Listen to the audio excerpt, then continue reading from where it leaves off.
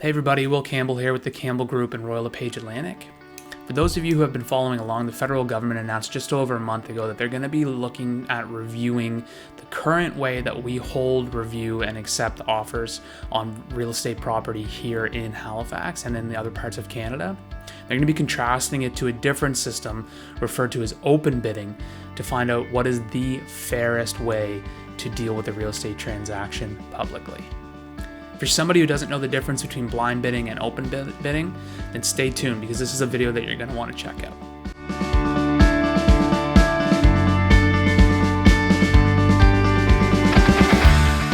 Okay, so I thought the fairest way to go about this is just to look at each one of them separately, assess the pros and cons to the best of my ability, and try and determine, I guess in this market for buyers, which is the lesser of two evils. And I'll just say, the old saying, the devil you know is better than the devil that you don't, might be true in this case. Okay, so first, let's look at closed bidding, because this is the system that I know the best. This is the way real estate has always traded hands for as long as I've had a real estate license. And it is, in my opinion, the most fair way to acquire a property. And keep in mind, I'm not just saying this from a real estate agent's perspective. I'm saying this as somebody who tries to help buyers on a daily basis, but also somebody who owns real estate in Nova Scotia and obviously wants to see the value of that property stay as fair as possible. So the main thing behind blind bidding, the main pro, I guess you could view it as, some people might view it as a pro, some people might view it as a con, is confidentiality. You are able to enter into a negotiation with the owner of a property, and nobody other than you and that owner are privy to the information of the negotiation. Now, I know a lot of people would say, well, I want to know what other people are bidding, and that might be the case. You may want to know what the other buyers that you're competing against are bidding for the property. But let me ask you this question. Do you want them to know what you're bidding? The answer to that is probably no. Because you don't know the details of anybody else's offer, this forces you to put a premium on information, on sales data. Instead of being caught up in outbidding the buyer and competing against the buyer, it forces you to look at objective sales data to determine what that property is worth and what it would sell for. And this is the safest way of making sure that you do not overpay for a property. And it's the most fair. And the reason why I say this is because you know the exact same amount of information as the other buyers do, which is zero. You both know zero. You both are on a level playing field, and you both get time to do your own due diligence to determine what you think is a fair price for that property, instead of getting caught up in the mix and worrying about trying to beat that other buyer. Now let's look at the cons. So there's two scenarios that I could think of that basically, and I'm not sure about the frequency of these scenarios. I don't think it's as frequent as people may think, but it does happen. And I think that the whole point behind maybe switching to an open bidding system is to get rid of these scenarios and make sure that they don't happen. And those are the following.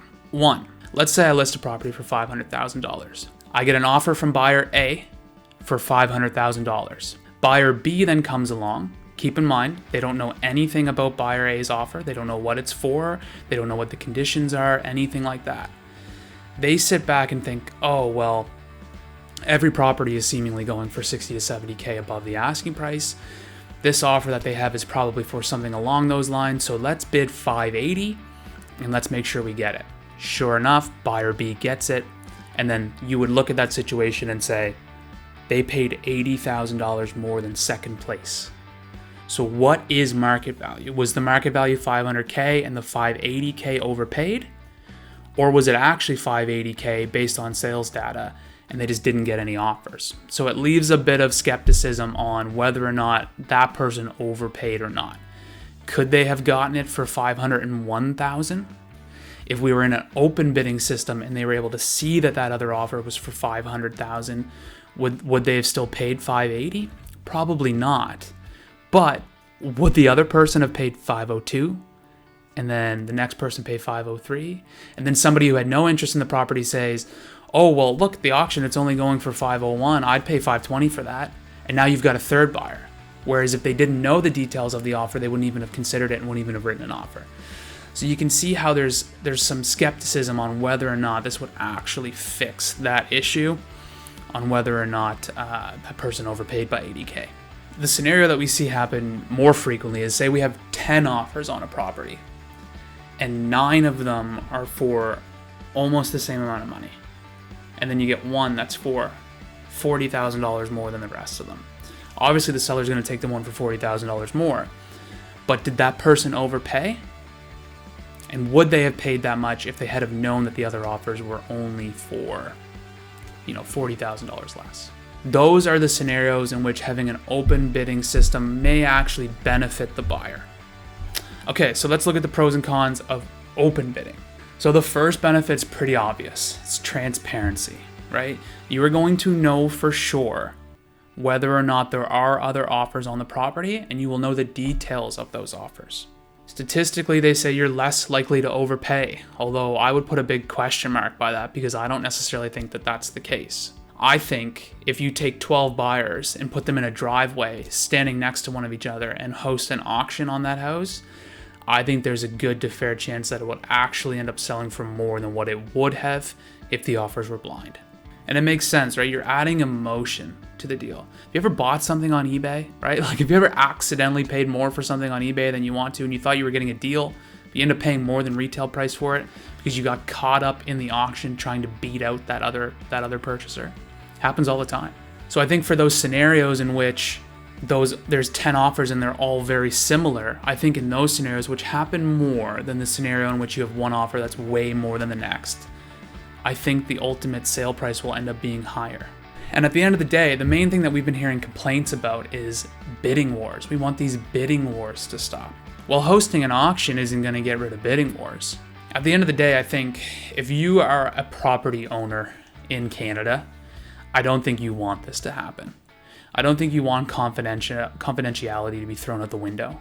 I think you want to be able to sell your property the way that you want to sell it, whatever is in your best interest. After all, it is your asset. I think at the end of the day, this open bidding system is inevitably going to make its way here. It's unfortunate in my opinion. I don't think it's great.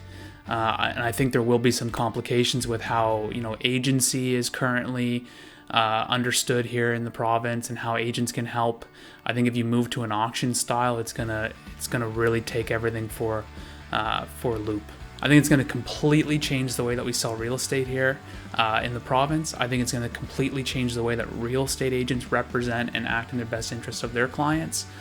And I think at the end of the day, it's going to do very, very little to curb the rising cost of homes. As you've seen in Australia, they've been on an open bidding system for a few years now, and it has done zero to curb the increase of property. If anything, you could say that properties maybe have gone up a little bit more or at a higher rate since switching to this. I think if you're somebody who wants open bidding for the reason that you don't want to be overpaying for properties and you want property to be more affordable, I don't think this is going to be the way to do it. But if you're somebody who just wants open bidding because you want more transparency, you want to know for sure that you're not being lied to, and you want to see firsthand before you make an offer what the other offers are for, then I get that, and I can understand that being something that you want. But in the grand scheme of things, I don't think that this is good for real estate prices. It also leaves a lot of questions up in the air. So what that means is that an agent can't represent both parties. They can't represent both parties in Nova Scotia here, but a buyer could represent themselves, essentially, and there'd only be one agent. In BC, you have to have 2 agents. So if you're auctioning off a house, what is the role of the buyer's agent? Are they the one on the phone submitting the offer, or is the client doing that? And if the client's doing that, does that mean the client drafts their own offer? Also, agents are trained to write offers. So if we just had clients writing their own offers, God knows what'll happen. But regardless about what I think about this, I think the change is inevitably going to happen. It sounds like no matter what we do to kind of combat this or show the negatives, it's inevitably going to become a part of Canadian real estate very soon. So I guess I better start practicing on my auctioneering skills. Okay, so to kind of wrap this up, I think if you're a seller and you're worried about this potentially compromising the value of your property, I don't think you have much to worry about. I think the non-resident buyer's tax is much more detrimental to your property values than this federal potential blind bidding ban.